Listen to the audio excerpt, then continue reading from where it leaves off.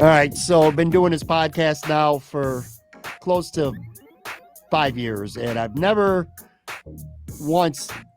I've done a lot of things, but one thing I've never done on this podcast since its launch is ever have a weekend episode. But given the way this week is kind of played out, and doing a show, I tried to do a show Thursday that was solo, and I quite frankly I thought it sucked, man, and I didn't articulate things the way I wanted to, and just a lot going on. Of course, I'm obviously talking about the Damar Hamlin stuff, and I need to have a guest. I need to have a conversation with somebody. So I went to the bullpen. I went to the practice squad, as he likes to say.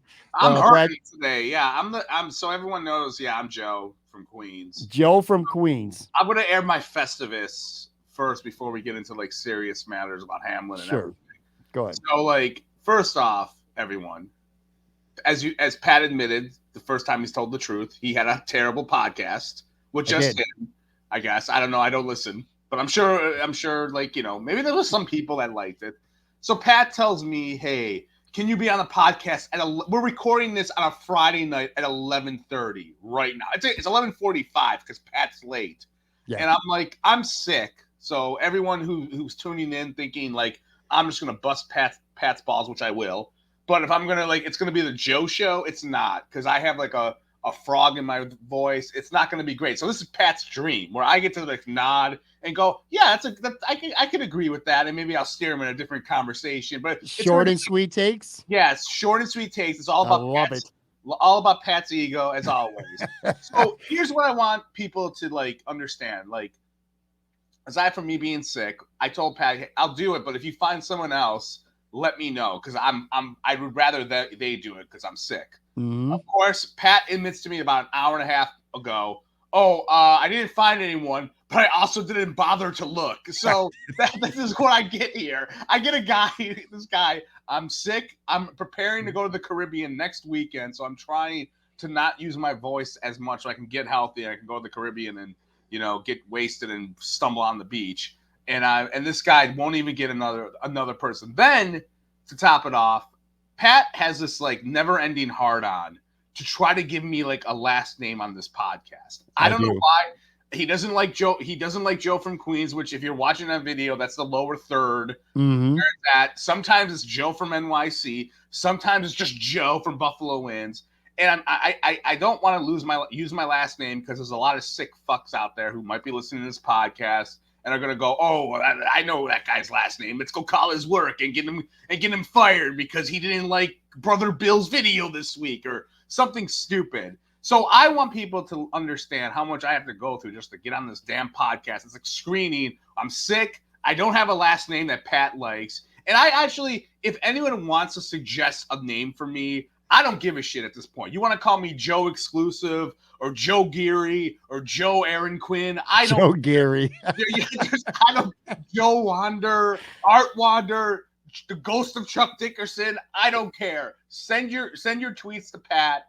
Give me a last name. I don't care anymore. That's the way so that Pat will like and use, and stop asking me to use my last name. I don't like Joe from Buffalo Wins. So it's either Joe from Queens or Joe from NYC. You're jealous of my old website because we were better than Buffalo Sports Daily. That's why I hate it. Anyways. What do you prefer personally? If you had to pick one, if it was Joe from Queens or Joe from NYC, if that's what you were known for, if you had to be known for one of them two. Joe. Samoa Joe. I don't know. No, Joe. I got Joe Urban. I got Joe Marino. There's too many Joes to just be Joe. Well, that's their problem. Have them change their names. I was on this podcast before Joe Urban and Joe Marino. I should have the trademark of Joe, motherfucker. Sorry, I don't mean to swear. We're about to talk about a guy who almost died on the. Yeah, I gotta put my serious face on. But seriously, everyone on Twitter, send me what my nickname should be. Angry Joe, Hater Joe. I don't care. I can't have these discussions every 3 months where Pat's like, I need a last name for you. I'm like, who gives a shit? I don't care. No one cares. I'm sick. Go ahead. All right. Send your tweet at Joe your suggestions. That Buffalo Wins. I want to thank everybody. Pat has to approve them. So tweet them to Pat that my nickname should be or whatever. I want, first and foremost, I want to thank everybody who's listening to this on a Saturday. Like I said, I went through episodes. Never done a weekend episode. I generally don't like doing them, but in this case, I kind of felt, in a way, I felt it was necessary. So Monday, obviously, there was no podcast. Now, Joe Yurden and I were supposed to do a show immediately after the Bills Bengals game because we have our typical Tuesday show. That just felt wildly inappropriate. Tuesday, could not find the words. I tried twice on Tuesday night to tape a little something solo, and I just couldn't get through 5-10 minutes of it. It just, I couldn't find the words and just kept getting emotional. Wednesday night, I taped something, put it out Thursday, and I know I'm my own worst critic. I didn't like it. I felt like I had good thoughts, but I felt like I did a really poor job of articulating. I don't know, man. I think this is kind of a situation that I want to talk to someone else about. I'm not a big fan of doing solo shows. I've said that a million times on this podcast as it is, but especially in a case like this. And I don't know. I've been consuming my own thoughts and some for what I read on Twitter or Facebook and stuff, but I haven't really, to be completely honest with you, had a conversation about Damar Hamlin since it happened with somebody else, I should say anyway. So, well, let's start here first with some great news. I mean, first and foremost, the news on Damar's health right now is great. The breathing tube came out overnight on Thursday. We learned on Friday that he Zoomed with his teammates, which was a surprise. They did not know that was coming. Sean McDermott kind of set that up as a surprise. I guess the room went absolutely bonkers. He's communicating. Even before that, when the breathing tube was in, he was squeezing in. So neurologically, he's intact from what we understand from the UC doctors, who are absolutely amazing.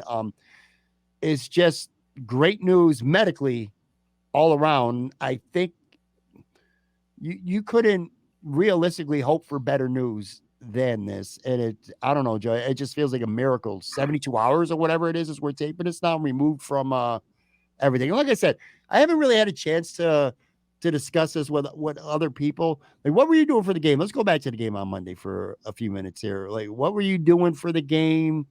What was your initial reaction? Like, did you realize right away that this was serious? Did it take a couple minutes to sink in? Just what were you feeling? What was going on when this happened for you? I was watching it with my wife. She's a Bills fan, and we were just watching it, and then that happened, and I kind of like saw like, all right, he's down. I didn't really understand the magnitude right away because I was like, why is he down? Because that was such a simple hit that what happened. It was just a regular hit. It was a football play. Yeah. And then like I saw him faint. I was like, what the heck just happened? And then I just remember seeing Jay Skursky tweet out, they're giving him CPR. And that's when I knew, like, holy shit, this is not good. And I think I quote tweeted him. I was like, postpone this game right now. And that's where I was at. And like the two things that kind of came to my head, and some of this is probably going to be a little weird, but I'll just admit it. Like, I thought to myself, oh my God, this player is going to die. Me too. And I also thought maybe selfishly, oh my God, it's going to be a Bills player. Like, just like a black cloud over Buffalo kind of mentality of like, oh my God, it's going to be a Bills player for God's sakes, that this never has happened before. And then I thought, you'll I don't know, you might like this or you might not. I thought about our conversation from the summer when you and I talked about Hamlin, where I was like, you and I had gotten into an argument because I didn't know who he was, and you and I were like talking about how, like, oh, like, you thought you should know who the 6th round second year safety is, and I was like, who would know that? Like, and you and I went back and forth. Yeah, I remember that. And then like, we talked about it on a podcast, like, you should have known this, and I kind of felt guilty about it to the point to where I decided to go delete that tweet, which I did. So because I was scared someone was gonna search Hamlin and be like, oh, here's this asshole Joe who said like, oh, who's this guy? And I would have felt like a massive dick. And so I deleted that. So if you go and search our tweet exchange, it's just you talking into the wind. But real quick, just stand on that for 1 second, Joe.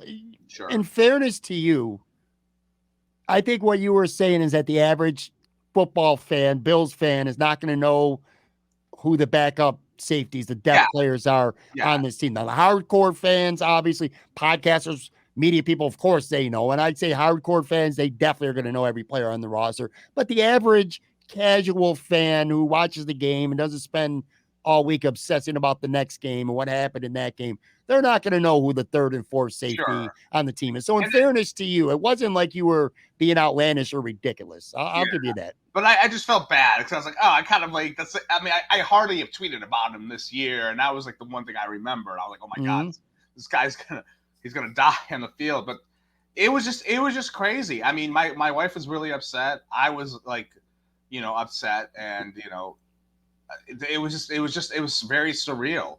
And like I think the whole time I was just like very angry. I was like and like in hindsight, looking back, I think the league was right. Like it took them a little bit of a while to figure things out, and there's a controversy about who told Joe Buck that, hey, you need to who told Joe Buck in the booth like, oh, they're warming back up. When we heard that, that's when I was like, this is ridiculous. They cannot be playing this fucking game right now. The dude just went into the ambulance and he could be dead for all we know. Yeah. So but in hindsight, they did probably figure it out. If you want to take the league's word, like they couldn't figure it. They figured it out because you don't have you talk about how you haven't really had a podcast this week, outside of your own. This is something that this is not something I like to talk about in a way. Like I'm not trained to talk about this. I'm trained to come on here. We bust balls. We talk about the Bills, and it's like we gotta talk about a guy nearly dying. That's just like. Those are like hard words when you're overthinking it, and then there's some people who are really good at it, like on ESPN, like Ryan Clark, all those guys, like they're great. And like me, it's like shit. I don't feel comfortable really like talking about too much about that because it's just like what can you say? Like it was horrible, and it's great how it turned out. Like or so far, it's been he's talking, the tube is out. It looks like a miracle, and like. People are raising money for him and all that sort of stuff. And but that Monday, it was just like, I couldn't believe it. It was just surreal that this was happening I'll tell you, man. I watched the game at home with my wife and my son, and my son takes football really serious because he played, he played for a long time and he knows the game very well. Like he pays attention to all the little things that you'd be surprised a lot of people don't when we watch the games. But anyway, so what happens? And it went from being, oh shit, he's really hurt, and progressively getting worse. And what really got to me is once I started seeing reactions from players, lots of players on the team, Josh Allen having his hands over his face, like, oh my God. At that point, you knew this was more than just an injury when you started looking around at the players. And then, if you're watching this on the YouTube side, by the way, I got a photo up right now. It's this guy. What a symbolic photo of the times of the moment. Trey White's crying his damn eyes out, and Mitch Morse is so shook, and he's trying to comfort and console his teammate who's, he's lost it, as everyone did. And I'm gonna tell you, man, for better or worse, and I'm not afraid to admit this shit, man. I'm an emotional dude, man. I wear my heart on my sleeve. I'm a hothead. I know you're a hothead, and you and I go at it from time to time. That's just, some people are just wired and built that way. I'm a very emotional person. It doesn't take a lot to get me, and I tried talking about this on the podcast Thursday when I was by myself, and I'm going to try this again, and hopefully I can articulate this a little bit better. Sometimes when you see something horrible happen, whether it's what we watched on Monday or just something horrible in general, at least I do. I don't know if you do or other people do. I tend to take a situation and kind of liken it to something that's happened in my life. Now, there's no real precedent for what we saw in the football field Monday, but I'm just talking about, like, for an example, the reaction from the players, the shock. You could just see it went from, our guy's really hurt, or this is really fucking bad. And when you look at their faces, it just reminds me. And again, I talked about this on the show Thursday, and I'm going to try to do a little bit better job this time. So my father was 41 years old and I was 19. So I was still a teenager, not even quite yet an adult. My father passed away, and this was a long time ago. I'm over this shit now, like life goes on, just as the way it goes. When you lose somebody, time kind of heals it for the most part. You know what I'm saying? You don't really ever get over it, but just life happens. You get involved in other things and it kind of just fades away, those memories. Well, I circle back to that when something like this happens, when I look at Josh Allen's face and I look at Trey White and I look at Saron Neal, who I mean was just inconsolable at the time. Lots of guys, lots of players on the team, both teams, by the way, too. It wasn't just Buffalo Bills players. I'll throw that out there. But anyway, what I'm trying to get at here is, so my father had a brain aneurysm, and I left my house. I was hanging out with a couple friends, and I came home and I found my dad gasping and his eyes were open. I'm not going to get into all the gory because it's terrible. But here's my point. It went from being, oh shit, he's something wrong, he's feeling sick, to in a matter of what felt like just a couple seconds. It was probably a matter of a half hour, but calling an ambulance, and the ambulance comes, and now they're doing CPR, and he's getting stretchered and put on a gurney and taken out by ambulance. And I'm sitting there just like Josh, like, what the fuck is happening? You know what I mean? Yeah. The shock. You're not ready for, I mean, nobody's ever ready for something like that, especially when you don't see it coming. It's one thing if you lose somebody and it's a long, prolonged illness, you have a chance to kind of prepare yourself to some degree. When something's sudden like this, like what happened to Damar happens, these guys don't know how to handle it because they're in that moment. And I'm just saying, it reminded me personally of taking me back to that time where I was like, just the shock. It's like, oh my God, I can't believe this is happening, because it came literally out of nowhere. Like 1 second, Damar Hamlin's fine, and literally the next second, he's almost dead. He was dead on the field. He wasn't breathing. You know what I mean? He was resuscitated. So he literally, I don't know if it was just a couple seconds or whatever, but he literally died momentarily on a football field. And like I said, for me, it just, that's what I thought of almost immediately. And that's what really, my point is that's what got me so emotional. That's what got to me. It brought back memories that have been locked in me for the most part for 30 years now. They come out from time to time. And this was one of those times where, that shit came out. So that's what I was feeling at the time. Yeah. It's like when if you have like you lost a friend or you lost a parent and someone's talking about their own parent or friend, you'll automatically think of that, your own relationship. And that's what you went through. I mean, I mean, I haven't had that sort of moment of like, oh, I remember when I went through this. I do know this, like me and my wife have talked about this, and I think we've talked about it before with you on the show. Like, we're if we have a kid, God bless if we do, no way we're having them play football. Like, that's not happening. I mean, I think that's like, I think some people, I mean, that was a commercial, not, that was a commercial for don't play football, because that was your modern play where the guy's helmet. When that happened, I forgot to say this too. I thought it was like a Hank Gathers situation where he just had like a messed up heartbeat and he just died. And that's what I thought it was, because the hit was so routine. I was like, that is not a concussion. That's not. And then when you see it, and then I saw it the next day when the Bills kind of released a statement saying he got injured, like, with the helmet kind of being in the sternum a little bit or whatever. Then you're like, okay, I could see that now. And then you see the Chris Pronger thing, like the video of that, I remember. And then like, oh, like that, it's just, that's like a tackle you can see any day of the week, man. And that to me is what I kind of came up with. And no disrespect to anyone, like, hey, you want to have your kids play, I salute, but it's ironic you say that, because quite literally in the moments that followed that, I told my son, who does not play football anymore, he played his high school ball, was going to play college football, got injured, not playing football anymore. But I told him, I said, I'm glad you don't play football anymore. Now, to be fair, knowing now that, this is just a routine thing.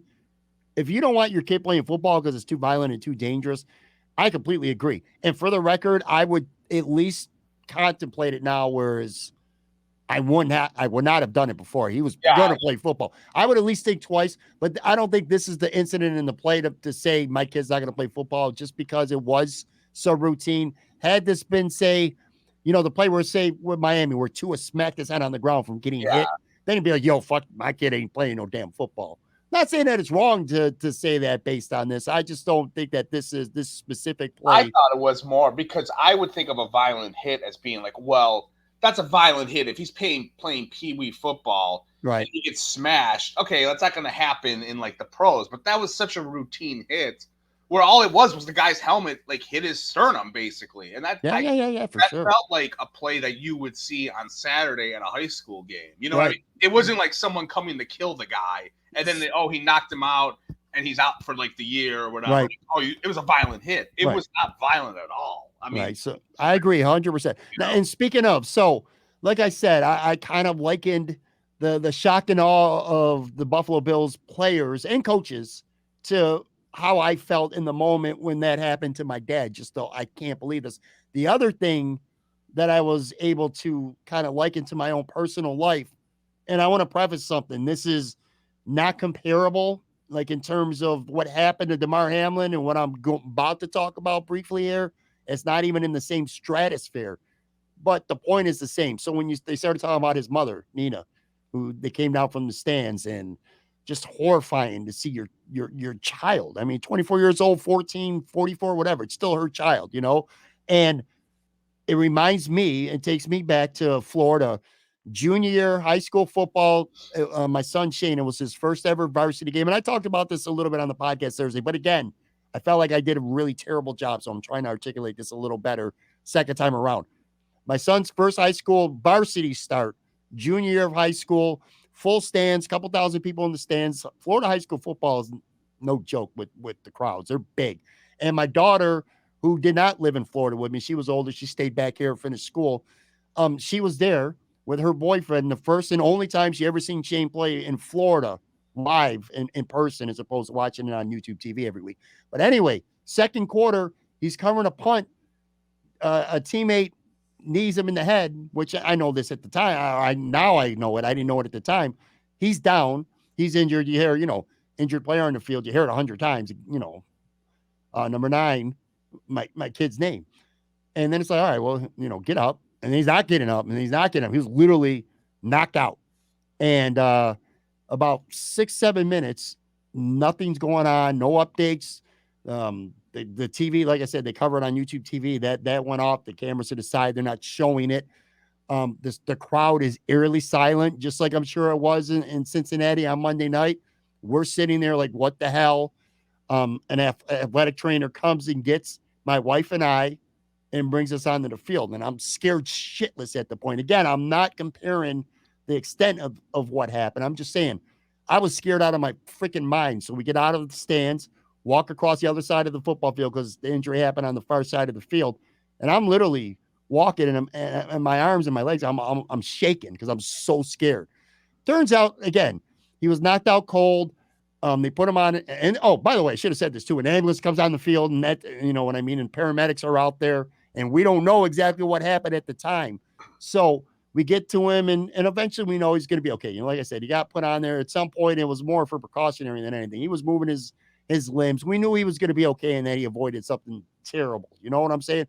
It's not the injury. I'm not comparing that to him. I'm talking about the fear and the anxiety that was going through my mind and my body, walking from the stands, getting told to come onto the field and getting to him and not knowing what was happening. You know what I'm saying? It was like that crippling fear and anxiety as a parent. And again, that was just from an injury. I can't even fathom what Nina Hamlin must have been going through in that moment. I just, God, I felt for her so much, so bad. You know what I'm saying? That's just terrible, man. No mother, no father, no brother, no sister. No one ever wants to see someone they love on the field like that, let alone potentially dying. Yeah, that sucked for her. I mean, yeah. No one wants that. Yeah. But, overall, I think with, if there's a bright side to this, obviously he's doing better. That's a big one. But we kind of found out what, like, Damar Hamlin is like as, like, a person.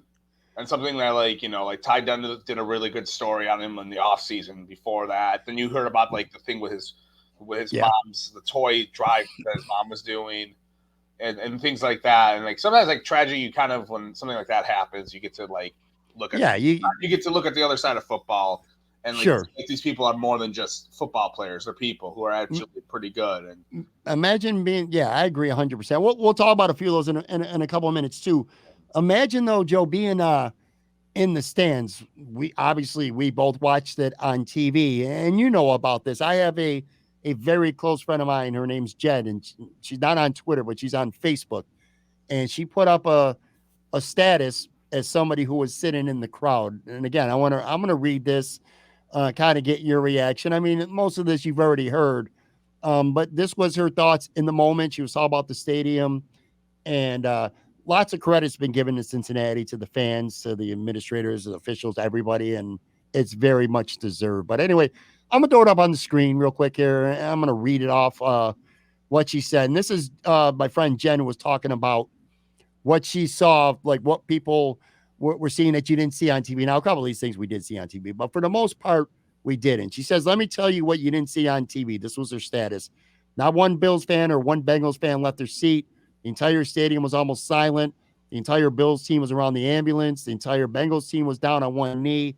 Many in my section, Bills and Bengals fans, broke out in prayer. I sat and cried with a Bengals fan, hugging each other so tight. The teenage Bengals fan in front of me ran to get more tissues and made sure I didn't need anything else. I saw grown men crying and strangers linking arms. So many Bengals fans circled around, all the Bills fans offering support. The shocked look of every single fan showed the devastation. They walked out of the stadium. The walk out of the stadium was very somber, eerily quiet, and honestly just sad. Like I said, some of that stuff we do know from watching on TV. And look, if you have a stadium of 50, 60,000 people, you're going to have a couple douchebags, I'm sure. But for the overwhelmingly, that's what it was like there. And by the way, this tweet that I put out, and again, it wasn't my tweet, it wasn't my thoughts. I just took a screenshot of what she said and put it out there. And like 3.5 million people have seen it. And that's just from my tweet. I've also seen other people take that, use it as a tweet or Facebook status. Point being is that message was spread. And it's worth saying that, first of all, you sit in the stands, like I said, Joe, you think a player is going to die. And he almost did die. You know what I'm saying? So I can't imagine the horror in that. But it needs to be said that Bengals fans deserve an awful lot of credit. Now, I'm not sure any city would have fans that would be the same way, given the gravity of the situation. But that's neither here nor there. I just want to throw it out there.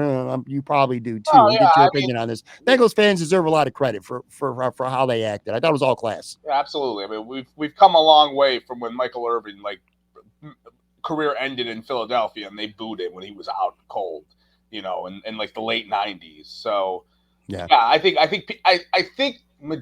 fans, I'd like to give credit to them. I know, like you said, there's a couple knuckleheads, but they understand now, like the severity of injuries in this league, and concussions and like things like that. Like, don't, they did a great job, and like the unity they provided, and then like online even, it's tough. I mean, look, you're there at the game, and you're probably drunk, and there wasn't any other stories or anything that I saw that they were dicks or anything like that. But it was good. I'm sure there was a couple, but they were very few and far between. You got that many people, but overwhelmingly, it was just it was incredible. Yeah. And then the other thing, you hit on this a little bit.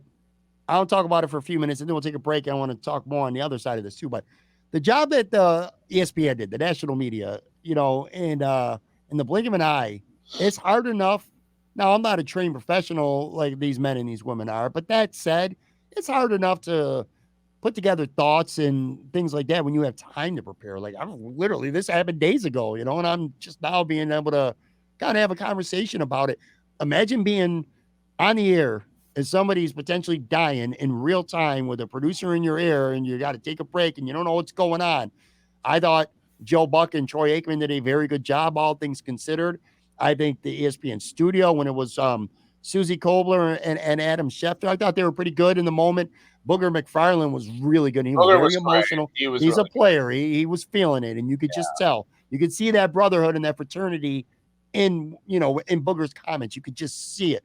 And of course, Lisa Salters on the sideline. Oh my God, how she was able to keep it together. And again, it's one thing to watch in horror like you and I did on TV and millions around the world.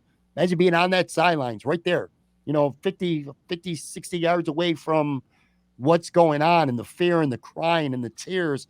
She kept it together. She barely did. She was barely able to get through her interview with Scott Van Pelt. But man, she was fucking credible. She was awesome. And then Scott Van Pelt and Ryan Clark. We're going to talk about Ryan Clark after this break too. But you agree, man, right? This was just, given the circumstance, I thought this was really superb and unprecedented times. This has never happened before. Yeah.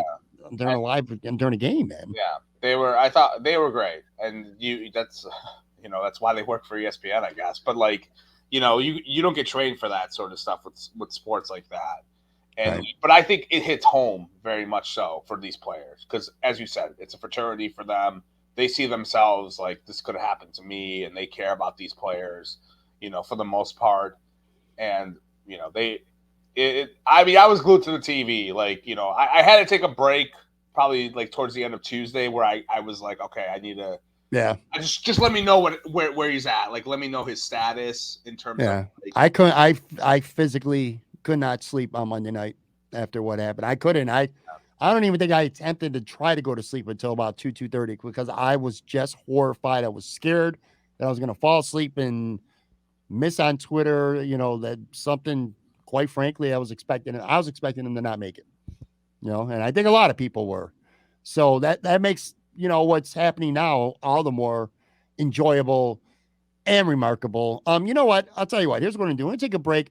I was gonna play a long clip from Ryan Clark, but I already played it on Thursday's show. So if you want to go back and listen to it, take my word for it. I know you saw some of him in action on Monday night. The way he was just articulating his thoughts it was elite. It was second to none. So we'll leave it at that with the ESPN coverage. It's really good. I want to take a quick break and then we'll get to some other stuff involved in this. And by the way, let's spend a couple minutes talking Bills Patriots because there is a game on Sunday and reaction to what the NFL has decided to do in terms of the playoffs. So be right back after this quick break.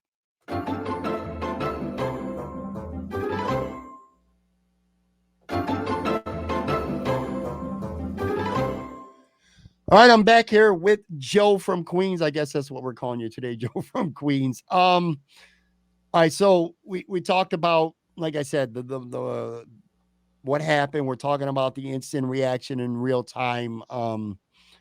Credit to CU.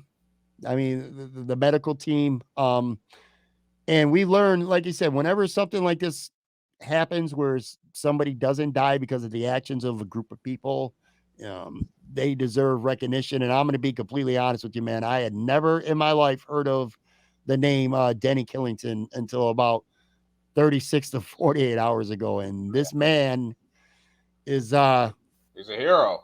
he is a hero. He is, I mean, it's not just him. There's many people, but were it not for him, we would be having a very different discussion right now. Let's just put it that way. This man is he's not even the head trainer. He's assistant trainer. He's been with the Bills since 2017. He's been around professional football since 1999. And again, I had never heard of this guy in my life, quite frankly, until about a day and a half ago. But his actions, he's the reason why Damar Hamlin's alive right now, and it's awesome to see. And again, I'm starting to have difficulty finding the words to say. What else? What can you say? This guy saved his life. Yeah, put him on the Wall of Fame. Like, like these trainers, I don't know what it is with Buffalo sports. I talked to a friend of mine, and he kind of said, like, we may not have championships, but we have like the top tier medical team, ever. Like in terms of like this guy, and then you go to Kevin Everett, and then you go to like when, when Richard Zednick from the Panthers got his throat cut like a decade ago, and the Sabres trainer helped like save his life. Like, they've had a tendency to do this whenever this stuff happens here, and that guy shouldn't have to buy a beer in Buffalo for the rest of his life for what he did. And that you think, you forget about these things when you're watching sports, and like you don't take it for granted. Like I don't think about the medical team like at all, like while I'm watching the game, and thank God they had like someone that good that knew what to do in that situation, because I don't that's what they do. He wouldn't have made it. He wouldn't have made it to see you. Yeah. We're not for that. He would not have made it. It's just it really is a miracle. And I'll tell you, Thursday now news got even better. We're taping this late Friday. News got even better late Friday with word that the breathing tube is out and stuff. But even Thursday, when the breathing tube was still in, I'm not one for, and I know you're not a big fan of press conferences, coaches talking, and sure, a medical press conference. But I'm gonna tell you, man, Thursday I was glued to the television watching first CU, which was, I mean, these guys are amazing, and that whole staff, again, can't say enough great things about CU right now. And then even the Bills press conference with Sean McDermott and Josh Allen speaking. And then later on after that, I don't know if you caught it, but Mitch Morris spoke as well. God, it's just it was so revealing. And I've talked about this with Sean McDermott. Let's put aside football for a second. X's and O's and stuff. This guy is, what do you say? He's a leader, man. He really is. He's a leader amongst men. The way he handled things on Monday, the things he said, that it's basically it's okay not to be okay. It's okay to doesn't make you weak. It makes you strong to seek out counseling. Things like that from a quote unquote tough guy. I thought was really revealing, man. I think he's an excellent leader, and the Buffalo Bills. I don't know of anybody who I think is better qualified or could do a better job of leading a team than Sean McDermott has, at least for this week, and given the crisis and everything that this team's gone through. I think he's been absolutely amazing. He genuinely cares about his players. Yes. And everyone in that office and that stadium. Like, he cares about them. And you can see it in his face. You saw it when he, like, on Monday, when you could tell by his expression, he did not want to coach this game. Like, he saw his players and was like, the hell with this. We're not doing this. He said that literally. I mean, Zach Taylor from the Bengals, by the way, a lot of credit to him too. Give credit to the Bengals coaching staff, because they could have been lots of it. They could have been dicks and been like, "No, we're playing." Like, he said it directly. He's the one who said to the media, I believe it was on Wednesday, that Sean McDermott went up to him and said, I need to be at the hospital with my guy. I don't really want to coach this game. Sean McDermott told Zach Taylor that. Yeah. So I just, like I said, I don't know, man. It's just. But like McDermott, look, I think that's his big MO. Like, X's and O's, whatever. But like, he cares about these guys as humans, and he cares about them as people. Him talking about, like, depression and kind of like going through stuff, like, go ask for help, like you said before. Like, you don't get that in coaching. Like, you think of coaches as being like brawn assholes who are like, I don't care, like, win at all costs, you're out. Yeah. Like I don't think Bill, like, not that I'm going to shit up. I'm going to shit on Bill Belichick.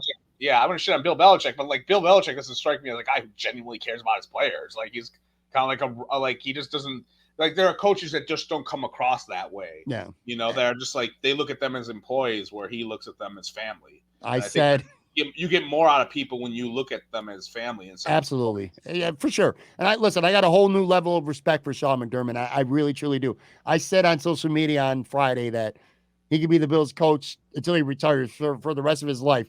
Now, look, I have a love affair going on with the man based on what he's done this week. I'm not going to lie to you, though. I said this kind of tongue in cheek. I thought at 13 seconds, I said, listen, he's going to screw up a game, and I'm going to tell him that he can go walk off Mount Everest. You know what I mean? I said that tongue in cheek. Still got some things to prove in the playoffs in terms of X's and O's and stuff. But again, a leader, he was the man that the Buffalo Bills needed during a crisis like this. And by the way, of all the media coverage and things that I saw, the last outlet probably in the country that I thought would have encapsulated all this perfect. And if you really stop and think about something so simple like I'm about to tell you, this is perfect for how everybody felt. Look at this. If you're watching this on YouTube, you can see it. If not, I'm just going to tell you. The New York Post, of all places, had a cover with Damar Hamlin on it, and it says, simply put, America's son. And I started thinking about that, and I'm like, that's kind of right, because this man has gotten so much love from everybody, not just Bills fans. And we'll talk about the money in a second too, but just the outpouring of love from this man. It feels like he's like everybody's son. Even if you're younger than him, it's like he's America's son. I don't know. Maybe I'm being a little, maybe I'm exaggerating a little bit, but don't you feel like that's a really fitting cover and a really fitting thing to say? He's America's son, because all of America cared about this man and cares about this man so much right now. Yeah, I mean, definitely. I mean, it's a top story, I think, everywhere. I didn't mention this before, but I turned it on the local news in New York City at 11 o'clock at night. This was after the game was canceled, and the lead story was him. Like, this is Monday night, like, in New York City, and the lead story was Damar Hamlin, and it was the lead story on newscast. It was the lead story everywhere, and the evening, like the 6:30 news, whatever that is, World News Tonight or whatever. It was like the lead story. Like, yeah, people were like, it took people back. I mean, and it's just crazy how, again, it's turning into a great story in terms of, like, he's awake and, like, thank God. You know what I mean? And I'll say this too. I wanted to bring this up. Go ahead. I just mentioned God. I'm not a very religious person, and I did go to school for like Catholic stuff and went to the high school and all that. And I have like kind of a love hate with relationship with prayer. Like sometimes I think it's fine and I get it, but it was great to see, and sometimes I don't care for it because it can kind of be a deflective. Like when there's gun violence, it's like thought in prayers, and I'm like, why don't we do something about it? But I digress. But like when it comes to having people pray for someone to be well and like recover, and like there is no other way to go about handling your business. Like there's no, you're not going to stop like to give you an example, like with gun violence, you can say, hey, I'm going to take guns off the street. That's how you can that's how you can change that solution, or mental health in this case. And then that's why you don't need to have prayers as much there as here you do, because there is no solution really other than like having faith, Having hope and faith, right? And faith. And I think it was like it was fine for people to do that. Like I think when you're in a crisis and you tend to try to, whether you believe the man upstairs or not, like I guess I do. I don't know. I'll figure that out one day. But like that's a moment where you definitely are turning to every corner, and I respect people who did that in the hopes of that, for praying for the guy. By the way, you want to talk about character? I should have mentioned this earlier when we were talking about a CU press conference. You want to talk about character of a man with Damar Hamlin. He wakes up, and the first thing he communicates, he couldn't talk, but he wrote on a piece of paper is, did we win? Yeah. And then when the doctor says you wanted the game of life. Yeah. I was ready to run through a goddamn wall at that moment in time when I heard that shit. It was just incredible. Yeah. This feels, I mean, honestly, Joe, when you get the amount of love, and by the way, the GoFundMe, let's just talk about that briefly here. So everyone knows this at this point. He started a toy drive on GoFundMe with a goal of raising $2,500 or some shit like that. Nothing big at all. That's where it was around. And then I remember an hour and a half or so after that became news, that he had one after this happened. I was up to like 300,000 or some shit like that. And then it went to 1 million.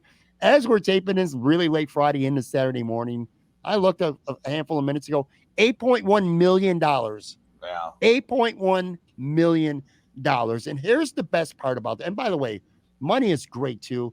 It's just people are doing so many good deeds. Like you said, the prayers, the thoughts. Little kids in schools are having barrels full of get well cards that are getting sent to him.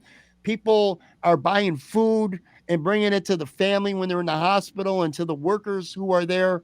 I got to give a shout out to my guy Joe Marino from Locked On Bills podcast. So I'm not going to get all the details, but I'll say this: we're in a media dynasty fantasy football league, right? And one thing people don't, it's completely irrelevant in the grand scheme of life, but a lot of fantasy football championships we're going to be hanging in the balance on Monday night because you got the Bills and the Bengals last game of championship week, and you got a lot of players on the Bills and Bengals, guys have. So anyway, Joe had a lead in our league and ended up winning because the game got canceled.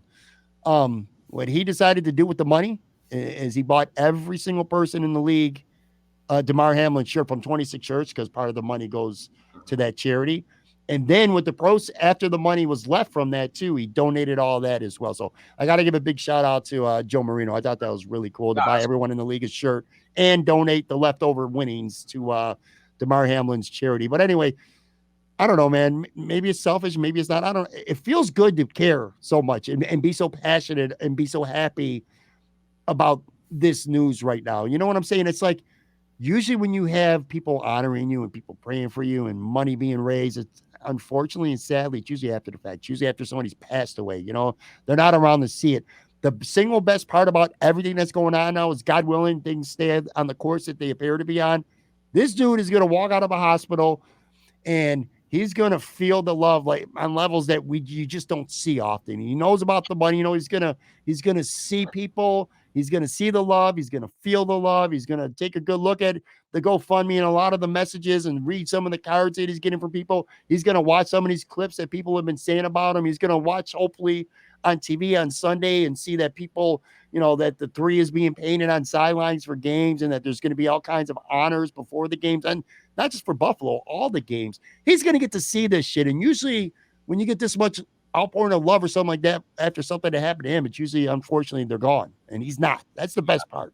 What would you say for you?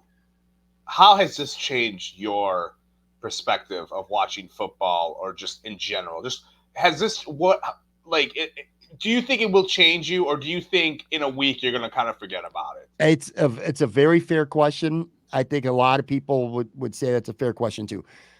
Here's what I think, and I've talked about this a little bit this week with my family. I say that it's going to change me for sure. I say that I'm going to have some perspective, and I want to. I really do. I think this. I think I'm still going to be as passionate during the game.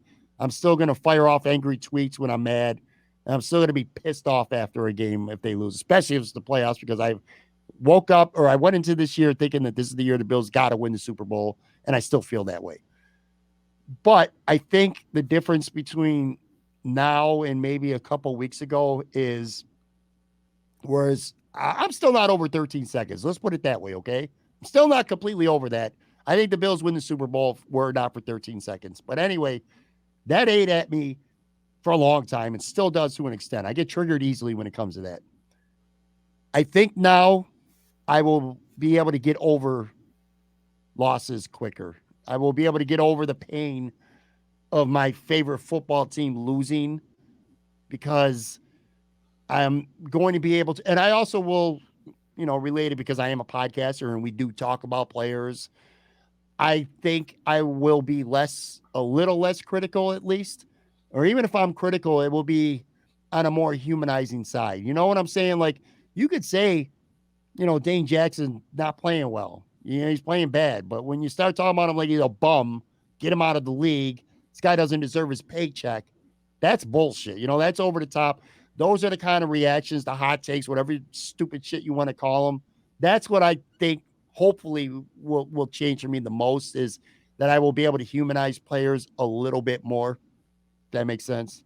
Yeah, I feel that too. And going back to my initial thing where we talked about Hamlin, where I was like, "Who is this guy? Like, who the hell is he?" When I talked about him in July, I think for me, it's having more of a perspective towards every guy and not just the star players, and just realizing like, can't you tell? Yeah, I agree. Can't you tell that the love that his teammates have for him is like true? It's legit. yeah, Like it's real. It's not. It's not a guy who's had some character issues in the past who you're still going to rally around him. He's still your brother. You know what I mean? Good or bad. This is a guy that I feel like everybody on this team genuinely loves. I truly feel that way. Like he's a guy who's, you said it. We've learned a lot about his character in this past week that we probably didn't know about before. Like for example, his little brother. He was highly recruited out of high school, could have went to a lot of schools, but he wanted to play college in Pitt because he wanted to be close to his brother. So his brother could have his mentor, his role model near him. Family. You know what I'm saying? It's the humanizing things like that, that the high character that he is. You could just tell when Josh Allen's talking about him Thursday in a press conference, when Mitch Morse is articulating his thoughts in a press conference, you could tell how they feel is genuine. They're not just saying it because they're his teammate. They genuinely feel that way. You know what I mean? yeah, yeah. It's not. They.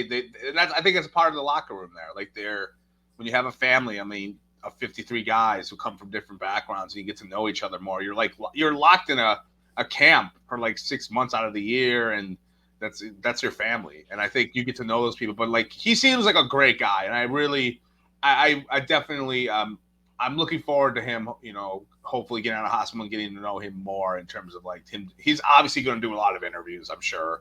Like you know what I mean, like to get to know him more. But I'd love to see him again. Thinking about football, it always comes back to football, man. I want him to lead the charge. Imagine if he's good enough to get out of the hospital, be okay, walk again or whatever, and lead the charge for a Bills playoff game. Yeah, how sweet would I just? It would just be. It would be absolutely freaking amazing, man. And before we go, I do want to spend just a couple of minutes because again, this is at the end of the day football, and it was announced today officially on Friday, so people are listening to this on Saturday, what the NFL has decided to do. If you're listening to this show, I'm not going to go through all the things. You already know it. But long story short for the Buffalo Bills, a lot of people say they got robbed. A lot of people say they kind of caught a break. It's why it's such a hard question to ask or answer? Because of who they were playing on Monday night. If the Bills were playing the Houston Texans or the Chicago Bears, I'd be like, I don't care if they started like shit. Their Bills are going to win that game, no doubt about it. You know what I'm saying? But they're playing a very good team, and you don't know how that game was going to play out. The Bengals were, I'm sorry, I wasn't feeling good about that game. But again, there's been lots of games this year where I didn't feel good about the Bills defense early on, and then they would find ways to strain it out and make a couple plays. So it's impossible to say what would have happened, and the league knows that too. Anyway, so if the Bills win on Sunday against the Patriots, if the Chiefs win, which we expect them to beat the Raiders on Saturday, we'll know before the Bills take the field on Sunday. But if the Chiefs win, the Bills are playing for the 2 seed. If they're the 2 seed, it's business as usual, first 2 rounds. However, if they face the Chiefs in the AFC Championship, and this is important, it'll be on a neutral site. We don't know where yet. It will not be at Arrowhead. It will be on a neutral site. If the Chiefs happen to lose and the Bills win, the Bills take over the 1 seed, and there's no neutral site. So the Bills got a lot to play for on Sunday. Let's just put that out there now. They are going to play their starters. They want to win this football game. They don't want to go back to Cincinnati potentially in a divisional round matchup to play to 3. I think you can make a strong case that the Bengals kind of got screwed with this. And the coin Chiefs, toss thing, the coin toss for the Bengals thing is kind of weird. Like if they play Baltimore and they have to like decide. It is, and they have. Right. And they had no chance to be the number 1 seed, where you can make a very fair case that they could have beat the Bills, and then they would have, because they beat the Chiefs, they would have been in the ones where if the Chiefs stumble on Saturday, the Bengals could win, and the Bengals could have been the number 1. I think all things, I mean, there was pretty much only 2 options. It was either that or just give both teams a tie or a no contest, and you're on your own. Can I ask you this? Because you were on Twitter. I was a little bit busy on Friday. Was there any notes about the Bills saying they did not want to make up this game at all? No. Like, was there anything like that? Did we hear anything like, or is this more the league just decided like, hey, we can't, because I don't think I could tell you that. I didn't see anything. I can promise you this. I know this. All right. I'll say this confidently. The Bills did not want to play that game. The Bengals did not want to play that game because you know why? There's more risk than reward by playing that extra game. You know what I'm saying? Injuries outweigh anything else. The league did not want to push back and not have a week between the Super Bowl and the conference championship games. I don't really think that was ever a real option. It was going to come down to 1 or 2 things. Either the resolution that we have now, where the Chiefs, if they win, they're the 1 seed. However, if they play the Bills, they will not have home field advantage. I think it might be the Bengals too. I can't remember off the top of my head. I don't care about the Bengals. So I care about the Bills for the purpose of this podcast. If Kansas City and the Bills play, it's going to be somewhere neutral, unless Kansas City loses on this weekend. Then the Bills win, and it's going to be in Orchard Park. Yeah. It was either that or nothing. They just get a no contest, and then the Bills would not have had a chance to win the 1st seed, or they could have even lost and ended up being the 3. So they still could actually on Sunday if they were to lose. The Bills ain't going to lose this, or they're not going to play to lose this game, is what I'm saying. They're not resting their starters on Sunday. They're crazy if they do. They don't want to go to Cincinnati, not just because Cincinnati's a great football team. I also think psychologically, I don't think they want to go back to Cincinnati and go through this again. Not this year anyway. So they got a lot to play for. They may have to go there for the divisional game, though. No, they won't. Not if they win. Not if they win. If they beat the Patriots, they're guaranteed 2nd seed. Right, and then you're right. And then they would come here. Yeah, Cincinnati would have to come here. So like I said, Cincinnati kind of got a little bit screwed in this deal. But look, there was always going to be someone who got screwed. So it's just the way it is. Kansas City benefits a little bit, but you can make the case. Let's talk football for 40 seconds from Monday's game, because it doesn't matter. What matters is Damar Hamlin, and what matters is Damar Hamlin is, God willing, on the path to a full recovery. That's all that matters right now. But reliving that game quickly here, and again, we've seen a lot of Bills shit, so you can't say definitively because they're announced 7-3 and Cincinnati was starting to drive again. Whatever. We've seen it before with the Bills. The Bills can put up 35 on anyone. They can make stops. We know that, even if they play like shit early on. But I'll say this. The Bengals won the toss. They wanted the football. You don't see that. You see teams defer. The Bengals were confident. They wanted to take that football and come down and score and make a statement, and they did exactly that. Now, the Bills drove right back down the field, and Josh threw a pass. Cole Beasley he should have been able to catch it maybe for a 1st down. But if it's a good throw, Beasley catches that shoulder, bam, that's a touchdown. He had a 1.5 on his guy at the 5-yard line. Anyway, point is this. This was looking like it was going to be the longest night of Trey White's life. Because, I mean, he was looking bad early on. Teron Johnson was out for the game already. He had a head injury. So Teron Neal's in there. it was not. If you're a Bengals fan, you're feeling confident that your team was going to go out and win that football game. It was not a good start for the Bills. And if you want to have one football takeaway based on just a half a quarter, I'm a little concerned now about Trey White going forward. The teams, I mean, Cincinnati, it was clear there's day. They're like, I'm going at Trey White today. And they did successfully 3 times. I mean, when you look at who's left in the playoff bracket, there's 2 teams that I think that can cause problems for the Bills at wide receiver. It's the Chargers and it's the Bengals right now. Yeah. From what I'm seeing, like, obviously we don't know what's going on with the Dolphins. I forgot. I don't even know if they can get in or not. They can. Yeah, they're not, like, they're in trouble. But like those to me, like, with 2 out, but like those to me teams can really, because they're deep at wide receiver, the Bengals and the Chargers. And I did kind of come away with that as well. It was still early, like you said, but the Bengals, you and I have been talking about the Bengals for months, that they're a team that They're good. They're good. I don't think they're not a good matchup for the Bills. Nope. At all. I want to ask you something, and this doesn't really have to do with this game too much, or this going back to Mondays. Do you feel?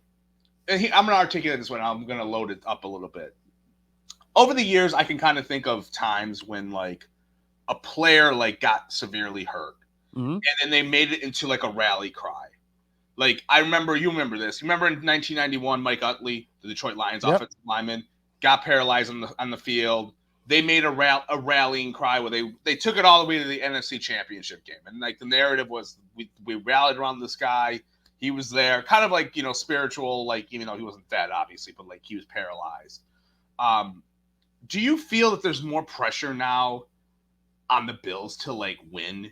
Because, like, now they have this, like, this great story of this guy. They're going to rally around him. Like, they are. They're going to rally around Hamlin, like, in terms of, like, hey, we're going to use this guy as, like, our spiritual compass to, like, guide us, and let's go win. Like, people on Twitter are talking like, oh, they're going to win by, like, 40 against the Patriots on Sunday because they're going to be so pumped up.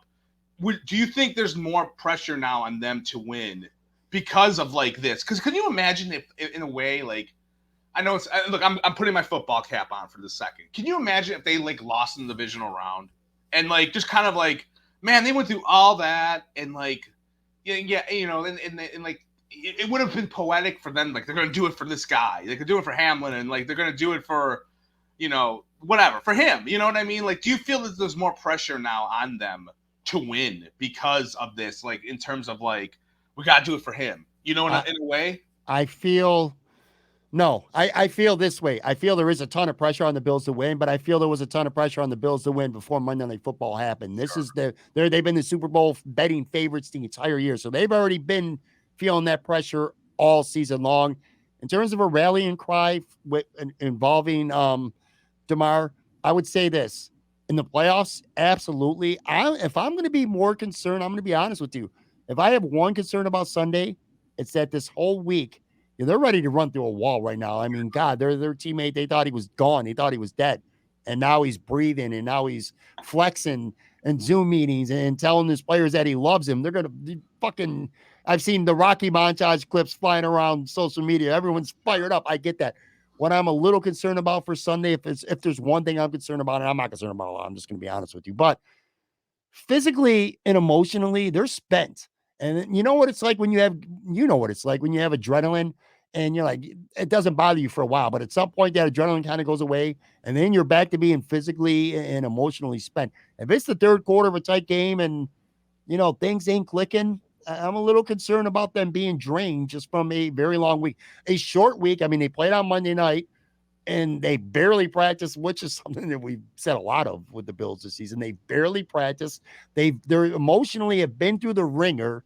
So being able to, and again, this comes down to McDermott and the leadership, the captains of the Bills, to get this team focused. I'm more concerned over these next. I said this yesterday. I don't care about their walk. I care that they're sleeping and getting their rest right now because I'm sure that they're drained and hopefully they're sleeping a lot better knowing that their teammate and that their brother is doing well. But anyway, to answer your question, I don't think there's extra pressure. I think that there's more pressure, or I think there's been pressure the entire season. And also, he will be a rallying cry. I mean, there's no question about it. They're gonna they're going to go a little harder for him. And it's human nature. You rally around your guy. I will say this, though, real quick. I hate saying this, but you know what? It has to be said. From a football standpoint, losing Damar Hamlin right now is a big football blow. Again, does not fucking matter. What matters is your boys breathing and smiling and talking. That's what counts. But on a football field for 3 hours on Sunday or whenever they play, the talent disparity between Damar Hamlin and Cam Lewis is significant. I'm not going to get into it, Cam Lewis, but again, I just told you 10 minutes ago, I am going to work on humanizing players more, not talking about them like they're robots. I'm not going to sit here and bash Cam Lewis like I have a lot over the last month. The talent drop-off is significant, though. And Dean Marlowe, who I ultimately think is going to start, he hasn't even been active for the Bills yet. He's going to go from being inactive to being the starting free safety right now. So I would be concerned about the Bills in the playoffs going against good teams because there's going to be a drop-off at safety. You got to look at it from a football perspective as an injury, not a heart attack, as a football injury. Yeah. So that's what I'm a little concerned about.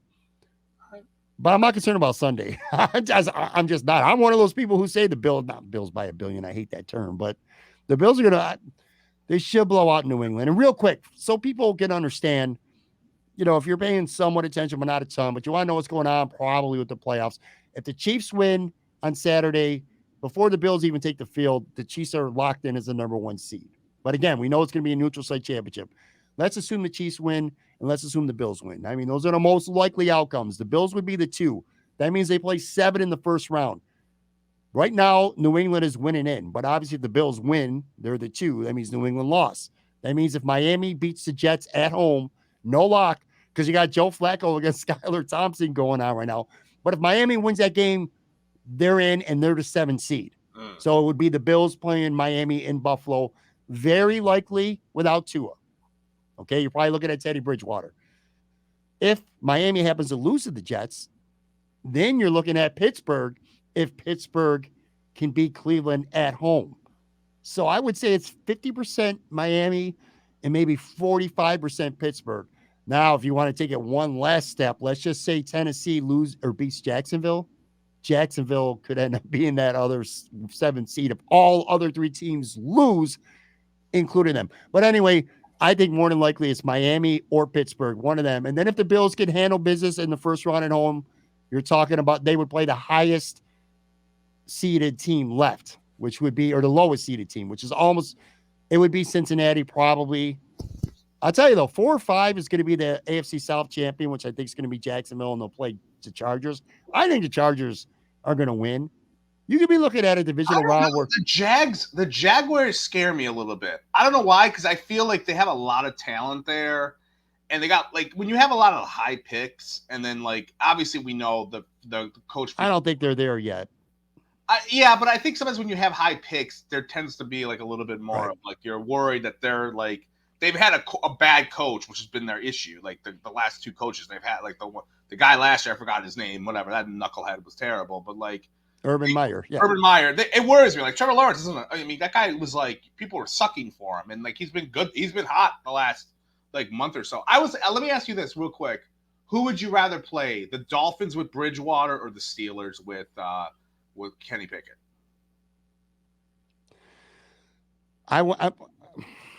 It's a fair question.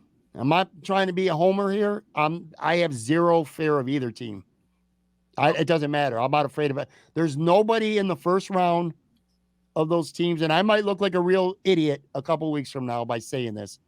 If there's nobody in the first round who's the 7th seed who scares me, whether it's the Miami Dolphins, whether it's the Steelers, which, by the way, if Jacksonville wins against Tennessee, and this is the funny thing here, and this could happen, if Miami loses to the Jets, possible, considering who their quarterback is.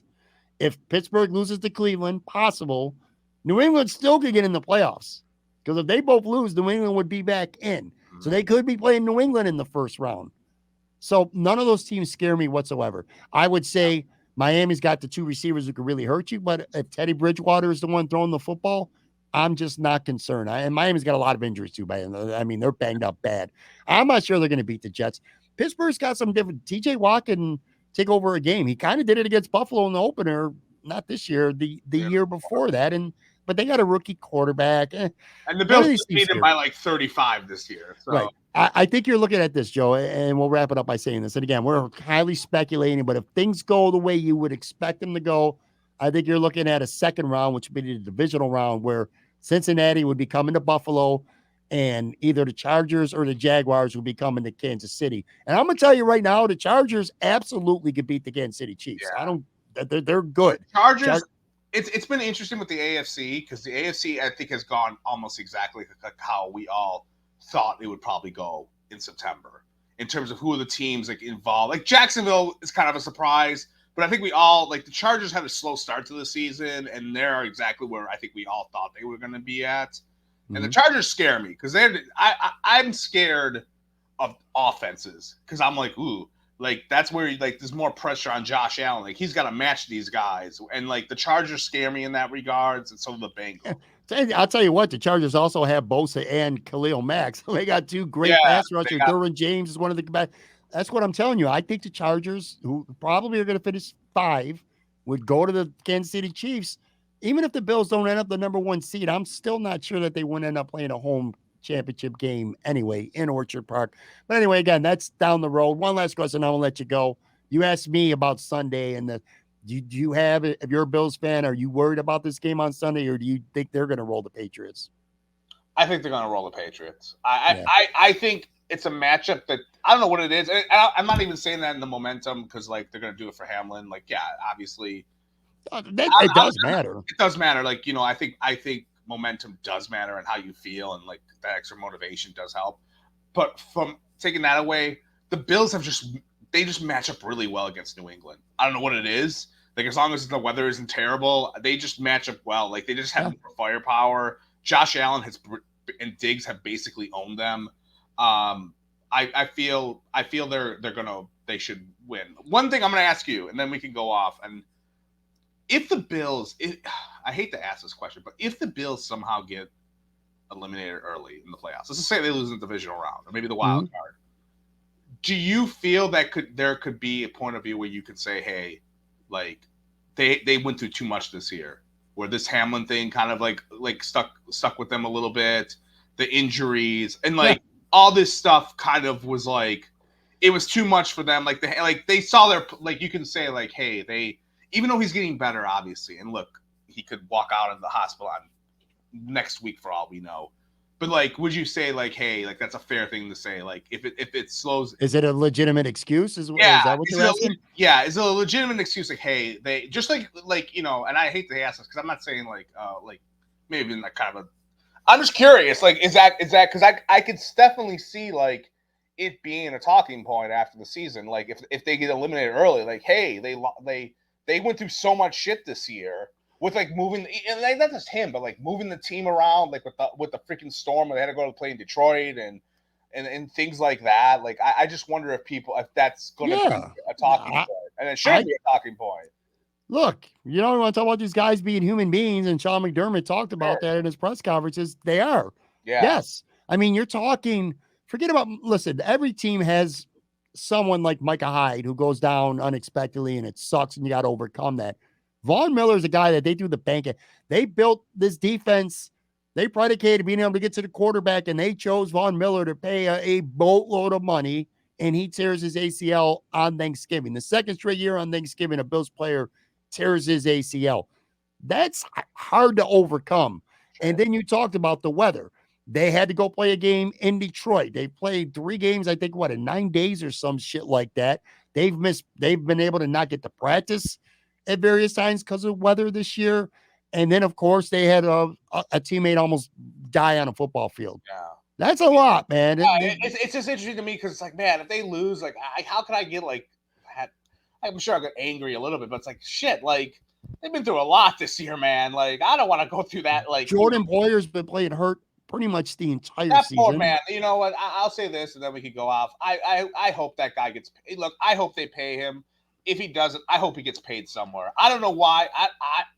I don't know why he has not gotten paid. Like, I'm surprised he didn't. Because he's 31 years old and they just got too many guys right now. Sure, but he deserves it. I love Jordan Boyer. I'm talking about he's been good for years. I'm surprised like in 2019 he didn't hold out or when they just extended him for another year. Like, I don't know what his agent was. I thought, like, look, blame his agent, and if you think he's underpaid, Yeah. you blame his agent. Yeah, I'm blaming his That's fair. agent. Like, I don't know why. Like, is there something like I'm missing? He's outplayed his contract. Yeah, he's look, outplayed forever. And some stats are overrated. When you win 14 straight football games, when your guy's out there, at some point, you know, that matters.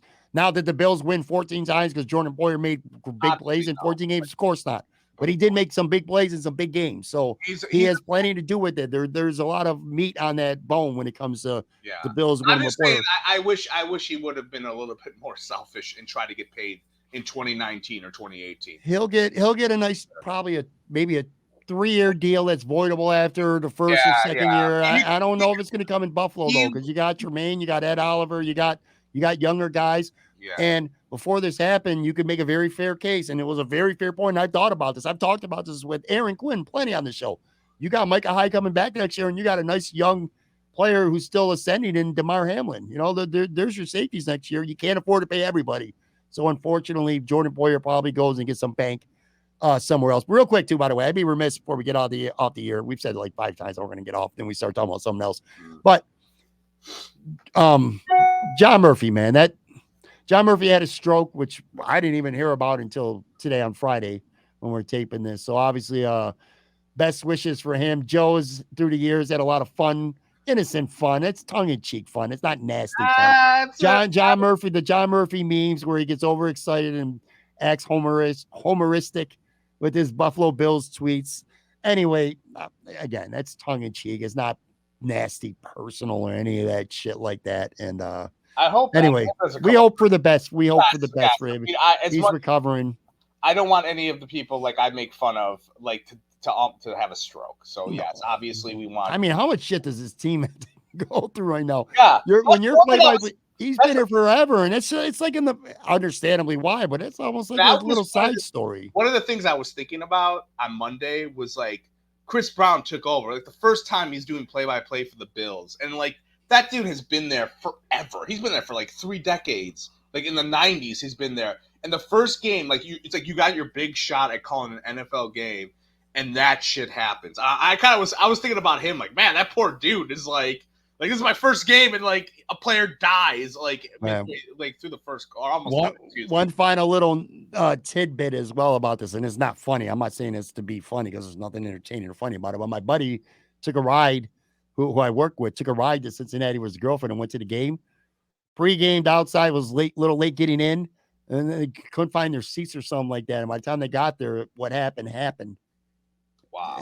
So he didn't even get to sit down and watch a play before that happened. When he went to the game, I drove 6 hours to, just witness their death. But anyway, they got refunded. I'm assuming. What if you? I know season ticket holders definitely got refunded. I don't know. I'm sure everyone got refunded. I always wonder what happens in StubHub if you got your ticket through StubHub. I don't know. Like how it happens to your ticket to you. It's tough shit. Anyway. I don't know, man. I don't know, but I'm well, we're gonna get out of here. I'm glad again. Thank you. And I listen, man. Me and you bust each other's balls, and sometimes we get like in real fights online and stuff. It's 1 o'clock in the morning. I do appreciate you doing this. It felt a little bit therapeutic to me to be able to kind of talk about this with somebody with a microphone and somebody on the other end and get someone else's views on this. It's been an emotional week, man. It's been a draining week, a trying week. I'm really proud of the love that everybody has shown, and it was just one of those rare instances where everyone's unified, everyone wants the same thing. And I'm sure as time goes on, you get your idiots, which we didn't talk about today, and we're not going to.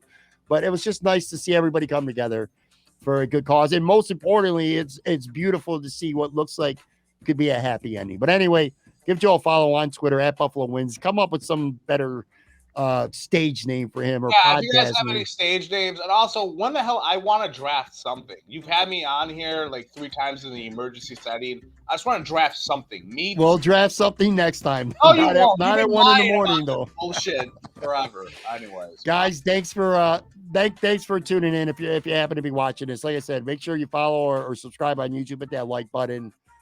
I don't do podcasts on the weekend often, and there probably won't be one for quite a while after this, but just some things we needed to get off our chest. So thank you very much for listening, and enjoy the weekend. Enjoy some football. Talk to you soon.